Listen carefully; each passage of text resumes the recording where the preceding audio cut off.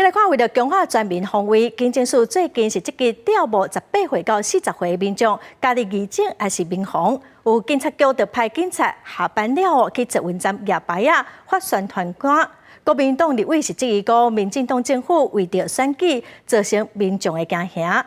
也毋过内政部长林佑昌是批评讲，民防的工作，国民党伫过去执政无做，坑个烂，即马选举要到路，又个吓惊民众。空袭警报响起，台北市遭受飞弹攻击。台北市民安9号演习，市政府演练调度整合辖区内资源，运用民防的力量应对战时等灾害。为了强化全民防卫概念，警政署发文章要求全国各警察局总动员招募18至40岁的民众来加入义警，也是民防的行列。不过，说人质疑加强调募兵力是要推缩战时的准备。内政部长林佑昌赶紧出来回回。这个民防的部分呢，说实在，过去都在摆烂，所以这个年龄都偏高。民防的工作是几十年来都在做，那世界各国也都在做，所以不要去渲染这种战争的一种恐惧。民防体系编组，其中民防总队差不多9万多人，由地方政府编组管理辖区内民防任务。警政署是要求警局动员招募民防义警，当年爱接受4至8点钟的训练。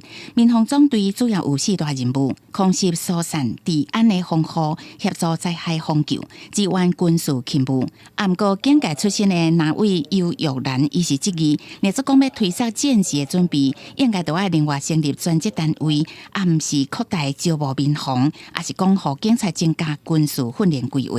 摆明着这个司马昭之心，路人皆知。你要这些精壮的年轻人放下手头的工作，来当你的后备队，还是要当神风特工队？很多的义警现在年纪也会相对的年长，所以如果能够有新的年轻的义警加入，我觉得是一件好事。这个跟战争，我觉得没有特别的关系。若是有远警下班后到捷运站夜牌发传单协助招募，增加警察的勤务负担。林佑昌是讲，招募方式真多元，建议要有趣味，而且民众佫会介意。民防民力重新招募有这个必要，提出新训练课程，让民众学到新技术，佮加参与动作真公营，这原来是关键。